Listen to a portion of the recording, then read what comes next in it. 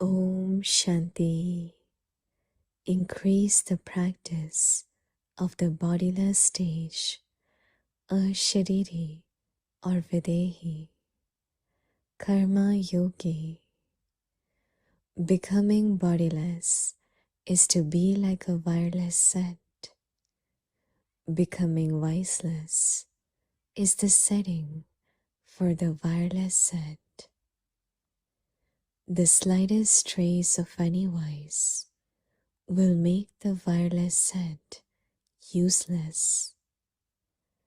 Therefore, from being one who has some bondage of karma, become a karma yogi. Consider yourself to be liberated from all bondages and related to only the one Father, and you will remain constantly ever ready. Check yourselves. Are there any vices hidden within? Om Shanti.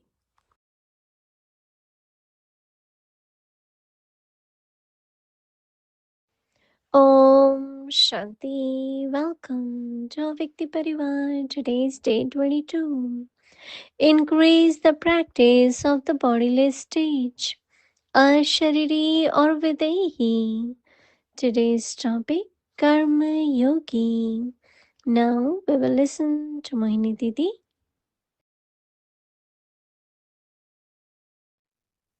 Are you all happy? Yes. Almost everyone is raising hand.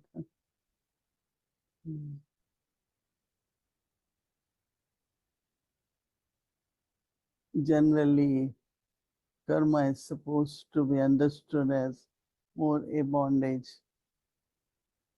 But actually, it is both. Action is the seed, but action also could be a chain. That is why I say chain reaction. But if I do it, the action in my original stage, my eternal stage, and use the qualities of eternal stage, then action is like a seed. If you sow one seed, a mango, one mango seed, how many years, many generations, they get the fruit. But chain can always be one after another.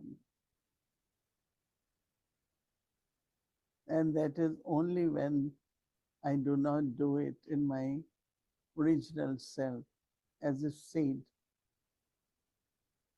So whenever anyone does anything or whatever happens, I always remind myself, I have to sow the seeds. I do not want another ring. So the chain becomes bigger and bigger. That means the bondage becomes more and more.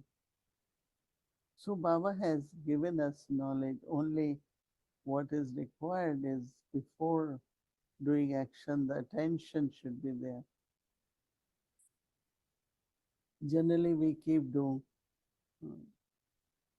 thoughts come, intellect works, we decide, then we do action, becomes a sanskar.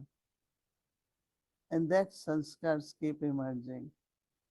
But if I find that sanskar is not the right one, I can break that chain. That means when I get thoughts which I know are not right, then I change them immediately or stop them. Before, we never knew that so much work is really done with the thought in the mind. Once we understand, then what happens? We pay attention. That no, I have to break this chain. That soul and body, right? They are two. And when soul enters the body, then through the physical organs, it perform action. That means soul will see through the eyes, will speak through the mouth. So who is speaking? Not mouth, right? Generally they say, oh, I didn't want it to, but it just came out of my mouth. Then now we know mouth doesn't speak, right? It is the soul through the mouth speaks. So you become like master, you become like detached, and then you say that I eat through my mouth, right? So this awareness, this consciousness, this attention, which is very, very important, will help you to be free from the bondages. Like Shiva Baba comes in Brahma Baba's body and he speaks to us and then he is detached. So Baba gives us the example of how you can use the body but then be detached from the body. So that is what Baba is saying, that you're not doing it because of a bondage. It's like many things we not necessarily do it, but we are in a situation. Many people say, when did I create it? What I did? But it is definitely from our some karmas, some actions. So all of us have to pay attention in such a way that I do not remain subservient to the physical body, but I am the master. And being master, I create karma, the quality of karmas. Some effort is definitely required. But when we make efforts, there is also the fruition of that effort. So have the awareness that I am the master and there are no bondages. Om Shanti.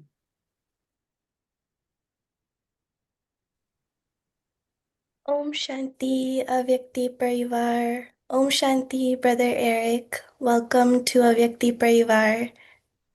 Om Shanti, thank you. Good to be welcomed. How are you doing today? I'm doing great. I am happy. How are you? I am doing wonderful. Excellent. So, Didi talked about how to use the body and then becoming detached. But we are using the body all the time, from morning to night. There's always an action being performed. And sometimes situations do come. So, how do you, from morning to night, use the body, perform all actions, but then remain detached all the time? Well, you're assuming that that's something I'm successful in it all the time. And so I'm hoping that that would be the case. But that sense of using the body and kind of the regular checking in might be a way to look at that. That kind of the remembrance and kind of defaults to kind of the criteria that Baba gives us. That if I start the day in a bodiless stage, it's easier to be in that stage as I go through activities. And if I pause during the day, traffic control, and if I can, hourly, have that awareness, bring that back. Who I am, I'm the soul with the body. That helps me in that practice of using the body, which we have to as the soul, but also using it and remembering that it's a tool. I know that running too fast or getting too involved and thinking too much kind of blurs that line. And so it's very easy to let go of those qualities. And then we get caught up in all the other chains of thoughts that sometimes appear. So, to constantly come back, pay attention, and check. Yeah, Actually, the opposite might be the easiest way if we can do that, is to be in that stage. I'm a soul, I'm at peace, this I'm contented, and then come into the body to do our action. And then when we have finished that, to be able to go back and kind of sit on that seat of joy and happiness, aviak stage. Mhm. So, Didi also talked about to always have the awareness that I am a master and being free from all bondages. And she said to pay special attention to not becoming subservient to the physical body. So, at the end of the day, when we are writing our chart, how do I know when I became subservient to my body throughout the day, or there was a bondage holding me down? How do you feel when you write your chart and you think about those activities? Well, any action that really didn't make me content makes me feel like I might have become subservient. Okay, and so that discontentment, do you look at why there was discontentment and find something? Yeah, usually an old sanskar that came or an old habit that I might have used. That, Okay, yeah. and so when you see that old habit, what do you do? Well, I think about how to replace it. Baba has given us new sanskars which to act with. So I think that, let's say, there was laziness or procrastination, simply. So, what is the opposite of that, and how will I implement that tomorrow? Yeah, okay, that sounds like a great methodology. So keeping the chart, looking at that, identifying the sanskar or the weakness, and make a plan to change that. So, Excellent. so Didi talked about also two types of action. One action which sows a seed, Yeah. which bears a fruit, and one action which is more like a chain. Okay. So, how do I know when I'm performing an action which will sow a seed, bear fruit, or an action that's more like a chain? Um, I think the answers that you gave previously were kind of a clue to that. Checking, chart, writing, looking, and feeling. Do I have a good feeling of what I have done? Not an arrogance, but is that nice, appropriate? That's kind of a seed. I'm planting good seeds. I'm supposed to anyway. And if I'm not feeling good and if I'm reacting, then I'm adding another link to a chain and it's getting longer. And so we can often get a sense of what I've done. And one of the key kind of principles is that everybody should be content. And so if my actions, I'm content and others are content, that's a seed.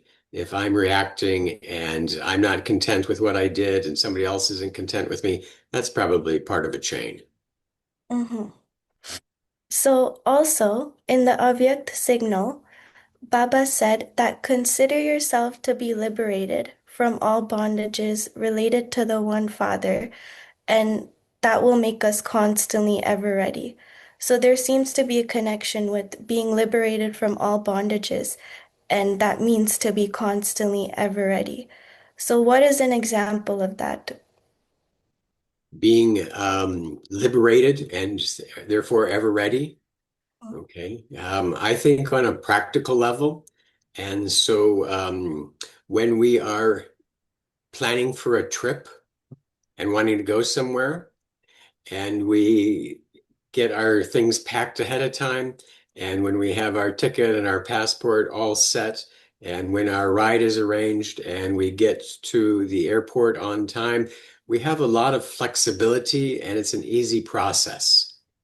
If we're not ready in time, if we still have thoughts that we have to deal with, if we're running late, that kind of is a different experience and we don't have flexibility. And so we're not detached. And so trying to plan ahead might be sensible. And Baba gives us directions every day on what should we be doing and how should we be planning so that there shouldn't be any limitations or bondage.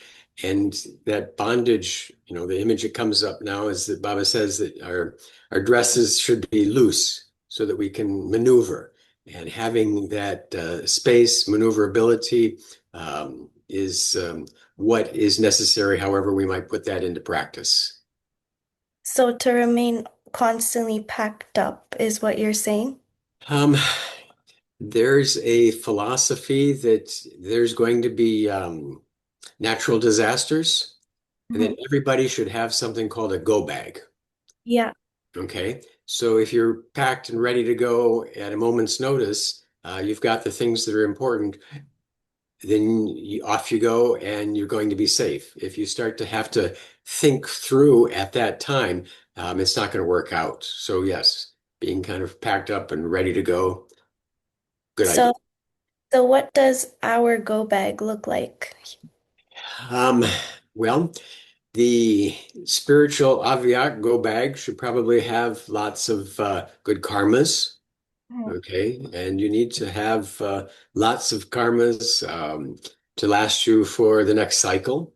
Okay, and you probably need to have good sanskars, practicing qualities, having good relationships, all sorts of righties, so qualities, karmas, all of those. If we have that, then we don't have to think, oh, what's going to happen to me? Why didn't I do this? And those questions are a burden and hard to pack those. Yes, it is. So Didi was also sharing that when we have an action which is more like a chain, we Yeah. have to make some effort. And to break that change, we have to practice, look at our thoughts. Be Yes. so can you give an example of that? Of how to look at our thoughts to break a chain. Yes. How do I break a chain which I might be very attached to? Um, well, looking at the attachment, trying to figure out what I think I'm getting from that comment and reaction. And so taking a pause and stepping back to actually evaluate those. Awareness was the word that I heard tonight.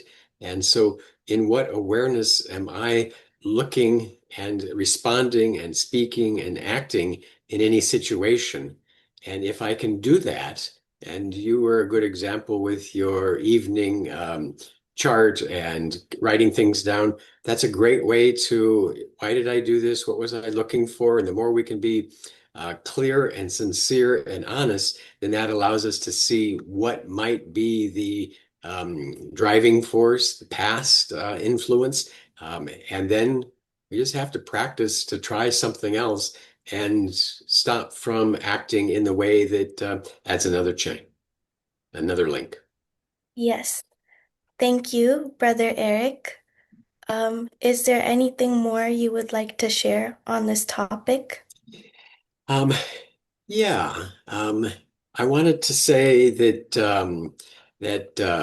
bodiless stage and such was looking at the Merle today in that light also, because there were a couple different things that struck me in today's Merle, and one of those, which comes into a bodiless stage and our practice and how we might be able to kind of see ourselves in this way. Baba was talking a lot about fear in the Murli today, and that there's a lot of fear if we change. And he was talking about the gurus and such like this. But I find that to be a fascinating topic, and it's a question that's kind of been historical in the West and probably in the Hindu tradition also. But what is our relationship with God? And do we, have a picture in our mind and fear, and so have a distance, keep away, think something's going to happen to us? Because there's a lot of images of being struck down by lightning bolts, or God is going to punish us. And, you know, is that the fundamental way we look at that? Or is it the other way? God is love.